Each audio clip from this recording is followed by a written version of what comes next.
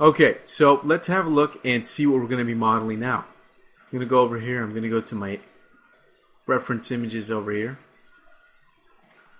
And I want to continue modeling miscellaneous electronic objects just to populate our entertainment center furniture we modeled earlier.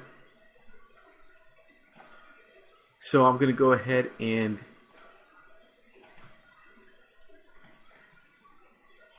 show you here what I've got basically. This is what I have. If you look at this, it's basically one of those main unit. I'm not really a sound freak or anything like that, but it's one of those sound units for home stereo surround sound system or whatnot. So it's a good electronic prop to use in our scene, just to be in the background and just to add more detail and ambience to the scene. Okay, just so our scene doesn't look too empty. So we're going to go ahead and model this out. Now, I've only got a front, a back, and another front view of this object. I don't have any side view, so I'm basically going to have to guess a little bit, at least in terms of the depth of this thing. Okay, so here's what I'm going to do. Let me go ahead and get that out of the way. I'm going to go to the front view here, and I'm in a new scene, by the way. And I'm going to go to my image. Where is it? There it is. Okay, I'm going to use this image right here to model out, match the bitmap, and lock the zoom and pan. Hit OK, and ready to get started here. So I'm going to come in here, and I'm going to use a plane. And I'm just going to create a plane over the top of it like that, right in the front. Take the length and width segments down to 1 and 1. And basically that's where the plane is. See that? It's right there covering up the front of the object here. Alright? So I'm going to go over here to my perspective view. And I'm going to convert this to an editable poly. I'm going to take this polygon here, move it back like so. Then I'm going to extrude it. Now if I look at my reference image, it's very difficult to make an accurate assessment of how far this thing goes back.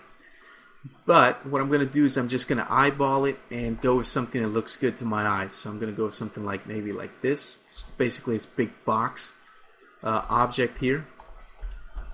I'm going to cap the back side of it. Need a polygon back there.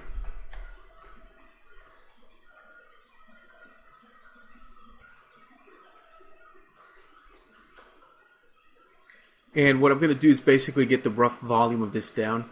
You can see here the little legs or stands right here. It's got these little cylinders. So let's go ahead and imitate that. I'm going to grab the bottom polygon here. I'm going to use the inset tool and I'm going to inset about maybe this much. Looks good. Okay. Basically I want these vertices here in the corners where I could snap a cylinder to. So what I'm going to do is I'm going to go to circle. I'm going to draw a circle here.